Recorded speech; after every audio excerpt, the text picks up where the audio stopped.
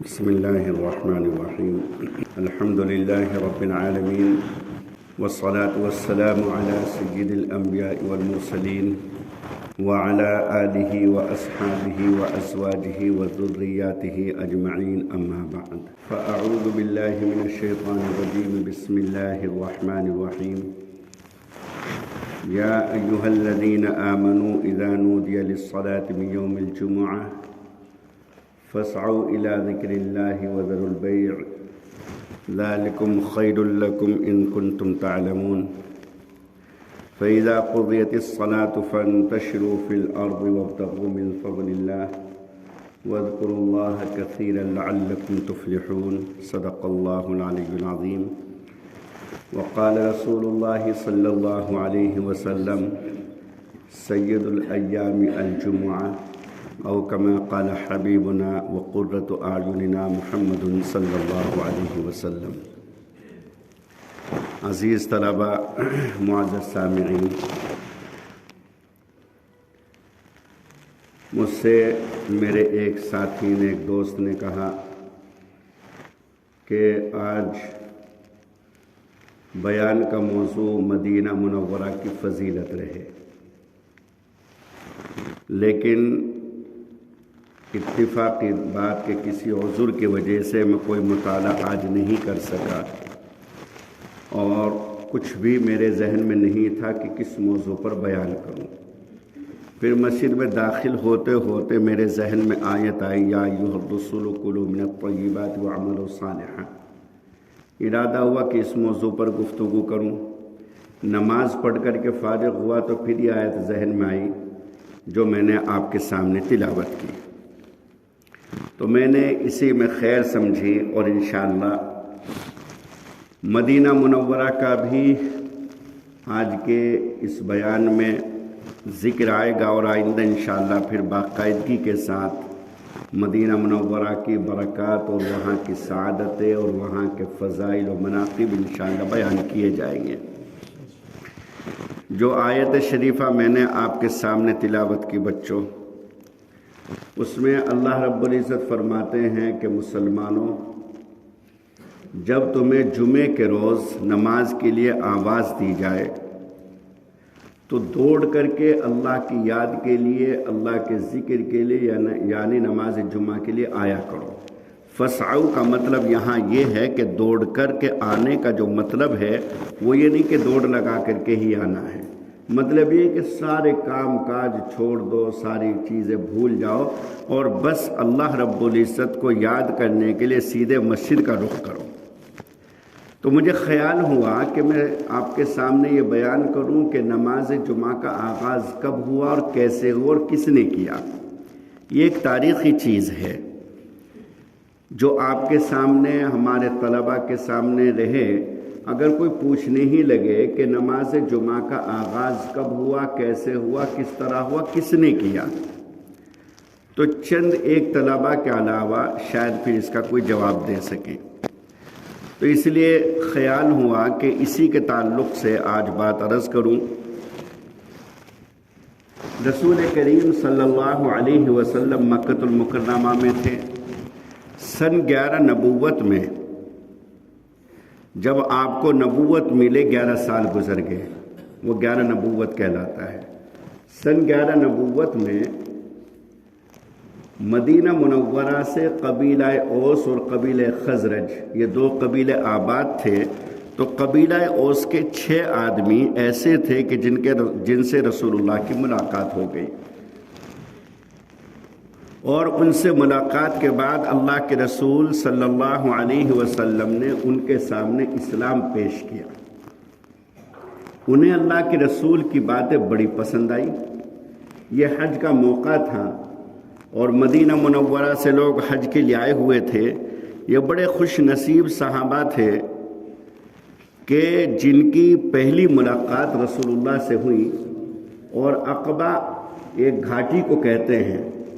ایک گھاٹی میں اللہ کے رسول صلی اللہ علیہ وسلم نے مینا میں جب ٹھہرے ہوئے تھے، وہاں ان 6 لوگوں سے ملاقات کی، اور یہ 6 لوگ اتنے مطمئن ہوئے کہ اسی وقت اسلام قبول کر لیا. اب جب یہ واپس مدینہ منورہ پہنچے تو مدینہ منورہ واپس پہنچ کر کے انہوں نے اب اسلام کی اشاعت، اسلام کی تبلیغ، رسول اللہ صلی اللہ علیہ وسلم کی خوبیاں، ان کے کمالات، ان کے چہرے کے انوارات، ان کی جو خوش الہانی، ان کی میٹھی زبان، ان کا بلند کردار، بلند اخلاق، وہ اتنے عام طریقے سے اور اتنے مضبوط اور قوت کے ساتھ اس کو مشہور کیا کہ پورے مدینے میں لوگوں کو ایک اشتیاق پیدا ہونا شروع ہو گیا۔ چنانچہ اگلے سال ان کے چند دوستوں نے ان سے کہا کہ ہمیں بھی ان سے ملاقات ہماری کرائیے۔ چنانچہ سن 12 نبوت ہوئی تو سن 12 نبوت میں 6 لوگ اور 6 یہ اور 6 اور یہ 12 لوگ آئے اور اسی مینا کے اسی عقبہ میں گھاٹی میں رسول اللہ سے ملاقات ہوئی۔ اب یہاں پر ان 6 پہلے والے ہیں، 6 یہ 12 لوگ ہیں۔ 12 لوگوں نے رسول اللہ صلی اللہ علیہ وسلم کے ہاتھ پر باقاعدہ بیعت کی، یعنی کہ اسلام لانے پر اور مکمل طریقے سے رسول اللہ کا ساتھ دینے پر۔ اسی کو بیعت عقبہ اولیٰ کہتے ہیں، یعنی کہ پہلی گھاٹی والی بیعت۔ اب یہ بیعت ہو گئی، اب 6 تھے، پھر ہو گئے 12۔ اب جب یہ 12 ہوئے تو اور زیادہ قوت اور طاقت کے ساتھ مدینہ منورہ میں اسلام کی تبلیغ کا آغاز ہوا۔ قبیلہ خزرج کے ایک بڑے بھاری بھرکم آدمی تھے جن کا نام تھا اسید ابن حضیر۔ مضبوط آدمی تھے، سردار تھے اپنے قبیلے کے۔ تو ان کو یہ عجیب بات لگی کہ ایک نیا مذہب، نیا دین گھر گھر میں داخل ہو رہا ہے، عورتیں متاثر ہو رہی ہیں، بچے بچیاں متاثر ہو رہی ہیں، بوڑھے اور جوان متاثر ہو رہے ہیں۔ تو اللہ کے رسول صلی اللہ علیہ وسلم سے ان 12 لوگوں نے یہ عرض کیا کہ یا رسول اللہ، آپ ہمارے ساتھ کسی ایسے شخص کو بھیج دیں جو ہماری تعلیم کا اور مسائل کا، نماز وغیرہ کا انتظام کرے، ہمیں دین سکھائے۔ تو اللہ کے رسول نے 2 لوگوں کو منتخب کیا۔ ایک کا نام تھا، نابینا تھے، حضرت عبداللہ ابن ام مکتوم رضی اللہ تعالیٰ عنہ، اور دوسرے تھے حضرت مصعب ابن عمیر رضی اللہ تعالیٰ عنہ۔ ان دونوں کو معلم بنا کر، استاذ بنا کر مدینہ منورہ روانہ کیا۔ اب حضرت مصعب ابن عمیر کو ٹھہرانے والا جو شخص تھا اس کا نام تھا اسعد ابن زرارہ رضی اللہ تعالیٰ عنہ۔ اسعد ابن زرارہ نے اپنے گھر پر حضرت مصعب ابن عمیر کو ٹھہرایا اور مکمل طریقے سے پورے اخراجات برداشت کیے، ہر طریقے سے ان کی حمایت و نصرت اور ہر طریقے سے ان کا تعاون کیا۔ اب جب یہ بات پھیلنی شروع ہوئی تو جن کا میں نے ابھی نام لیا، حضرت اسید ابن حضیر، یہ غصہ ہو کر کے ایسے نکلے اپنے گھر سے جیسے حضرت عمر رضی اللہ تعالیٰ عنہ رسول کریم صلی اللہ علیہ وسلم کو قتل کے ارادے سے نکلے تھے کہ آج میں اسد ابن زرارہ کو بھی اور مصعب ابن عمیر دونوں کو قتل کروں گا۔ اتفاقی طور سے اسد ابن زرارہ تو وہاں نہیں تھے، حضرت مصعب تھے۔ مصعب سے کہنے لگے کہ یہ تم کیا نئی چیز لے کر کے آئے ہو کہ جس کی وجہ سے ہمارا پورا خاندان، ہمارا پورا مدینہ اور پورے ہمارے بچے، بوڑھے، بزرگ سب اس سے متاثر ہو رہے ہیں۔ اور یہ کہہ کر کے تلوار انہوں نے نکالی کہ آج میں تمہارا کام تمام کرتا ہوں تاکہ مسئلہ ہی ختم ہو جائے۔ حضرت مصعب ابن عمیر صحابی تھے، رسول اللہ کے فرستادہ تھے، ان کے تربیت یافتہ تھے، ان کے صحبت یافتہ تھے، تو اس لیے بڑی سنجیدگی اور شرافت کے ساتھ کہا کہ دیکھو تم چند منٹ میرے پاس بیٹھ جاؤ، میں تمہیں اپنی کچھ باتیں بتلاتا ہوں، اگر تمہاری سمجھ میں آ جائے تو ٹھیک ہے، اور سمجھ میں نہ آئے تو جو تمہاری مرضی وہ کر لینا۔ سمجھدار تھے، سردار تھے حضرت اسید، تو اسی لیے کہنے لگا ہاں یہ بات تیری ٹھیک لگی، یہ انصاف کی بات ہے، میں تمہاری بات سن لیتا ہوں۔ چنانچہ بیٹھ گئے، تلوار ایک طرف رکھی، بیٹھ گئے۔ حضرت مصعب ابن عمیر نے جو انداز رسول پاک صلی اللہ علیہ وسلم کا تبلیغ کا تھا، سمجھانے کا تھا، شاگردوں کے اندر وہ چیز منتقل ہوتی ہے، اسی انداز سے رسول اللہ صلی اللہ علیہ وسلم کی تعلیم، قرآن کریم کی آیات اسید کے سامنے سنائیں۔ چند منٹ گزرے تھے کہ اسید کی آنکھوں سے آنسو جاری ہو گئے۔ کہنے لگے کہ تمہارے اس مذہب میں داخل ہونے کا طریقہ کیا ہے؟ فرمایا کہ جاؤ آپ غسل کرو اور پاک لباس پہنو، صاف ستھرا اور پاکیزہ، اور اس کے بعد میرے پاس تشریف لے آؤ۔ چنانچہ گھر گئے، غسل کیا، دوسرے کپڑے بدلے اور آ کر کے اسلام قبول کر لیا۔ اب جب یہ واپس گئے اپنے قبیلے میں تو وہاں ایک بڑے آدمی تھے اور قبیلہ خزرج کے سردار تھے، سعد بن معاذ۔ تو یہ اسید کہہ کر کے گئے مصعب بن عمیر کو کہ ہمارے قبیلے کے ایک بڑا سردار ہے سعد بن معاذ، اگر تم نے ان کو متاثر کر دیا اور وہ اسلام میں داخل ہو گئے تو یہ سمجھ لیجیے گا کہ پورا کا پورا قبیلہ داخل ہو جائے گا۔ وہ بڑے اونچے درجے کے آدمی ہیں اور بڑے با اثر اور رسوخ والے آدمی ہیں، اور میں جا کر کے ان کو بھیجتا ہوں۔ چنانچہ گئے، حضرت سعد بن معاذ نے دیکھا آ رہے ہیں سامنے سے۔ جب گئے تھے تو انداز کچھ اور تھا، اکڑ والا انداز تھا، اور چہرے کے اوپر غصہ تھا، سختی تھی، ہاتھ میں برہنہ اور ننگی تلوار تھی، وہ سارے انداز تھے۔ اب آ رہے ہیں تو پلکیں جھکی ہوئی ہیں، وہ اکڑ ساری ختم ہو گئی، انکساری کے ساتھ چل رہے ہیں۔ وہ تلوار جو ہاتھ میں تھی وہ میان میں لگ کر کے وہ بازو میں لگی ہوئی ہے۔ تو سعد بن معاذ سمجھ گئے، کہنے لگے جانے کا انداز الگ تھا، آنے کا انداز الگ ہے، کچھ نہ کچھ بات ہے، کچھ بدلے بدلے سے معلوم ہوتے ہیں، کچھ بدلے بدلے سے معلوم ہوتے ہیں۔ جانے کا انداز الگ تھا، آنے کا انداز الگ ہے، کچھ بدلے بدلے سے معلوم ہوتے ہیں۔ چنانچہ جب واپس آئے اور اسید نے پورا واقعہ سنایا تو سعد بن معاذ نے کہا کہ بہت اچھے، تم بھی اس کے بہکائے میں آ گئے، اور میں تمہاری بات اللہ کی قسم بالکل تسلیم نہیں کرتا، میں خود جا کر کے اس شخص کا سر تن سے جدا کر دیتا ہوں۔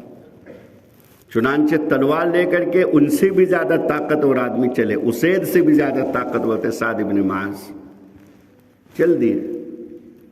اتفاق طور سے سعد بن زرارہ وہ بھی گھر پر تھے، اور دونوں رشتہ دار تھے، دونوں آپس میں خالہ زاد بھائی تھے، دونوں خالہ زاد بھائی تھے۔ تو جا کر کے کہنے لگے اسد ابن زرارہ کو کہ اسد، اگر تو میری خالہ کا بیٹا نہ ہوتا، اللہ کی قسم آج میں تجھے قتل کر دیتا۔ تو نے ایسے شخص کو اپنے گھر پر پناہ دی ہے کہ جس نے ہمارے مدینے کی پوری فضا کو ہی بدل دیا۔ اب ایک کام کریں، یا تو آپ اسے نکال دیں یہاں سے، ورنہ میں نہ تمہیں چھوڑوں گا، چونکہ سردار تھے، بااثر آدمی تھے، نہ تمہیں چھوڑوں گا اور نہ اس شخص کو چھوڑوں گا۔ مصعب بن عمیر کی جانب اشارہ کیا۔ مصعب بن عمیر نے بھی وہی انداز، وہی شرافت والا، سنجیدگی والا طریقہ، بڑی سنجیدگی کے ساتھ کہا کہ آپ صرف میری چند منٹ بات سنیں، آپ تشریف رکھیں، میری بات سن لیں، اگر میری بات آپ کی سمجھ میں آ جائے بہت اچھے، اور سمجھ میں نہ آئے تو آپ کی مرضی ہے، جو آپ چاہیں کریں۔ تو وہ بھی سمجھدار تھے، کہنے لگے یہ انصاف کی بات ہے، میں تمہاری بات ضرور سنوں گا۔ بیٹھ گئے سعد بن معاذ۔ حضرت مصعب بن عمیر نے اسلام کی خوبیاں اور اسلام کا عدل و انصاف اور اسلام کے اندر جو پاکیزگی اور تقدس اور قرآن کریم کی چند آیتیں حضرت سعد بن معاذ کو سنائی تو ان کی حالت اسید ابن حضیر سے بھی زیادہ غیر ہو گئی، وہ اور زیادہ زار و قطار رونے لگے اور کہنے لگے کہ اسلام میں داخل ہونے کا طریقہ کیا ہے۔ تو انہوں نے بیان کیا کہ جاؤ، گھر جاؤ، غسل کرو، پاک کپڑے پہنو، صاف کپڑے پہن کر کے آؤ، اسلام میں تم داخل ہو جاؤ گے۔ چنانچہ وہ گئے اور واپس آئے۔ اب جب یہ سعد بن معاذ اسلام قبول کر کے مجمع کی طرف جا رہے ہیں تو اب مجمع کہہ رہا ہے کہ بدلے بدلے لگتے ہیں۔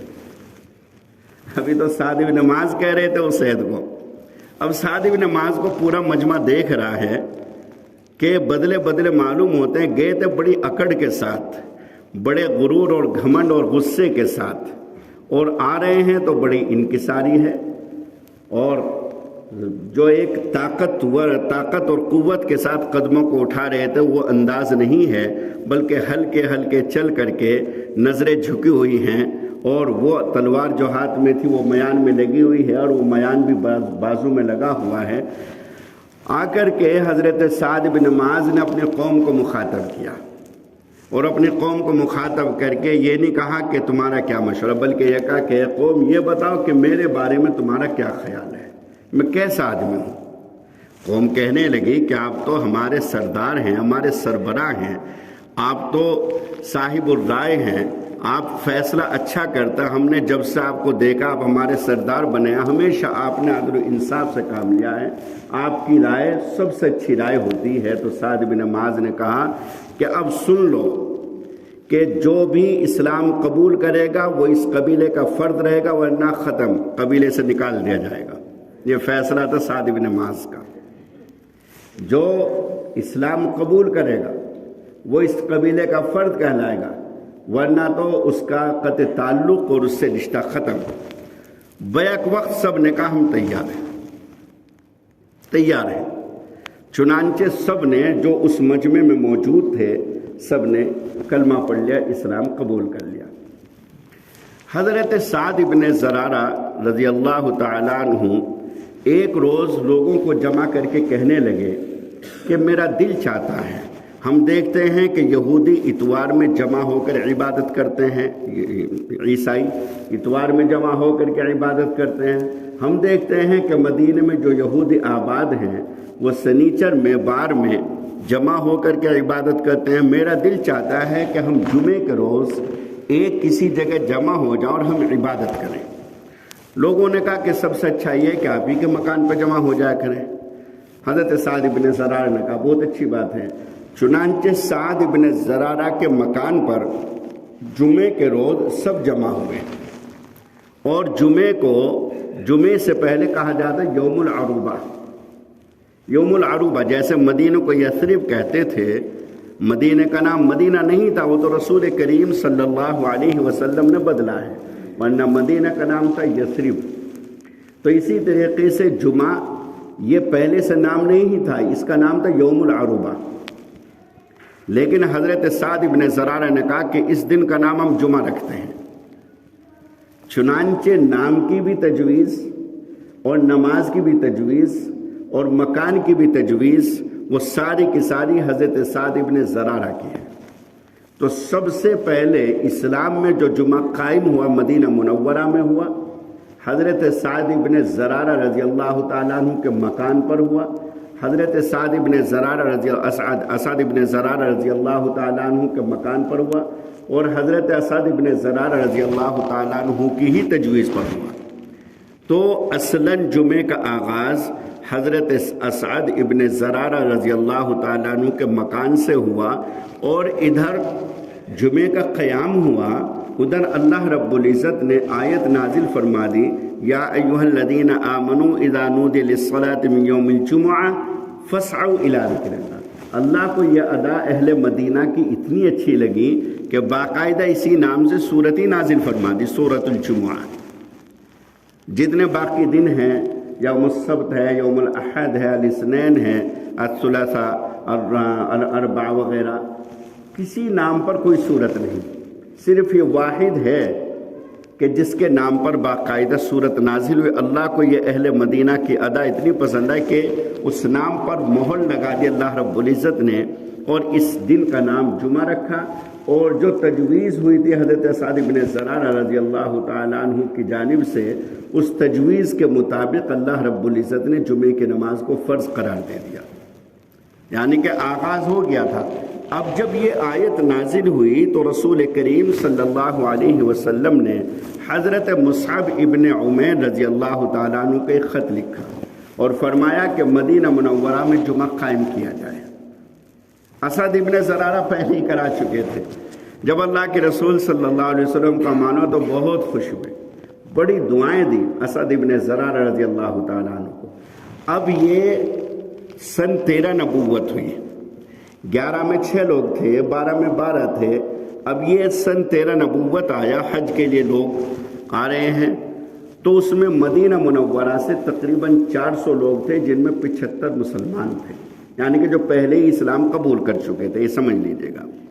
ان میں 2 عورتیں تھیں اور 73 مرد حضرات تھے، اور انہوں نے اللہ کے رسول کو اطلاع کرائی مکۃ المکرمہ میں کہ ہم آپ سے ملاقات کا شرف چاہتے ہیں، قدم بوسی چاہتے ہیں، آپ کے دیدار کے مشتاق و متمنی ہیں۔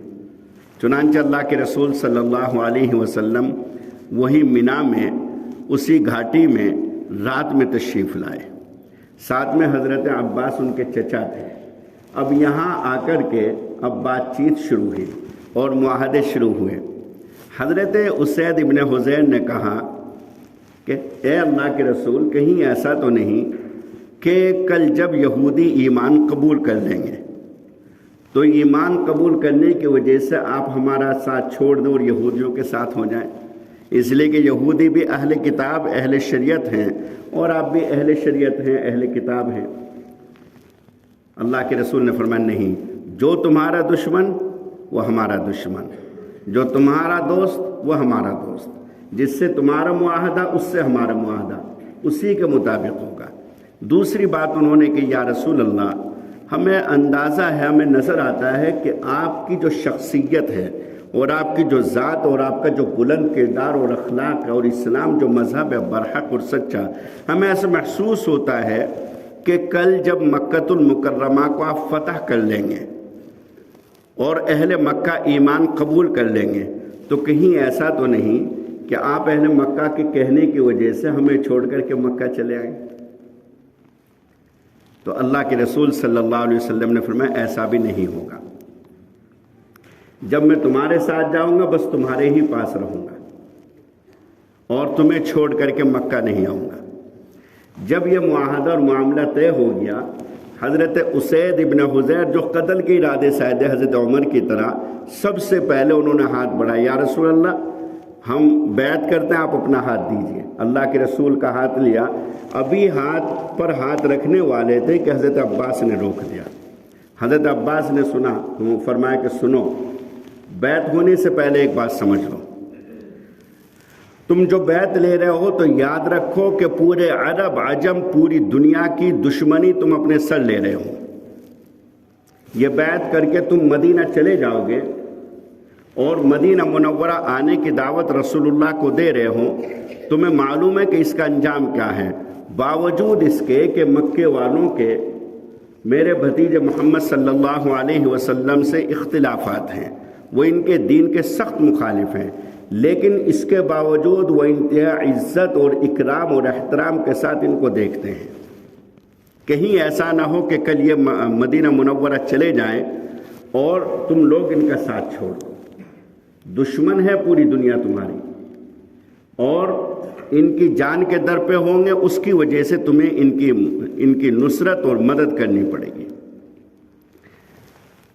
اہل مدینہ نے ان انصار نے کہا کہ ہم اللہ کی قسم کھا کر کے یہ عہد لیتے ہیں کہ اللہ کے رسول صلی اللہ علیہ وسلم یہاں مکے کے پہاڑوں میں یوں کہتے تھے، من ینصرنی من یؤونی، کہ کون ہے جو میری مدد کرے، کون ہے جو مجھے ٹھکانہ دے، فلہ الجنہ، جو میری مدد کر دے گا، جو مجھے ٹھکانہ عطا کر دے گا، اس کے لیے جنت ہے۔ تو یہاں مکے کی وادیوں اور پہاڑیوں میں رسول اللہ گھوم رہے ہیں اور کہہ رہے ہیں کہ کون ہے جو میری مدد کرے، کون ہے جو مجھے ٹھکانہ بخشے۔ اللہ تعالیٰ اس کو جنت عطا فرمائیں گے۔ کوئی ٹھکانہ دینے کو تیار نہیں، کوئی مدد کرنے کو تیار نہیں، لیکن ہم وعدہ کرتے ہیں کہ ہم ہر طریقے سے رسول اللہ کی حفاظت کریں گے، اور جب تک ہماری جان میں جان رہے گی، ہمارے جسم کے اندر خون کا ایک قطرہ رہے گا، رسول اللہ صلی اللہ علیہ وسلم کو کوئی نقصان نہیں ہوگا۔ چنانچہ دوستو یہی ہوا کہ انہوں نے اپنی جان کے نذرانے تو پیش کر دیے، مکمل طریقے سے اپنی جان کو نچھاور کر دیا، اپنے بچوں کو قربان کر دیا۔ ایک عورت احد کے موقع پر جب شہادتیں ہوئی تو ایک عورت نکلی مدینہ منورہ سے، اس سے کہا گیا کہ تمہارے شوہر شہید ہو گئے۔ وہ کہنے لگی کہ محمد صلی اللہ علیہ وسلم کیسے ہیں، رسول اللہ کیسے ہیں؟ کہا کہ وہ تو خیریت سے ہیں۔ دوسرا ایک شخص ملا، اس نے بتایا کہ تمہارے ابا بھی شہید ہو گئے۔ پوچھا کہ رسولullah کیسے ہیں؟ کہ وہ خیریت سے ہیں۔ تیسرا ایک شخص ملا، کچھ آگے بڑھی، بتا کہ تمہارا بیٹا شہید ہو گیا۔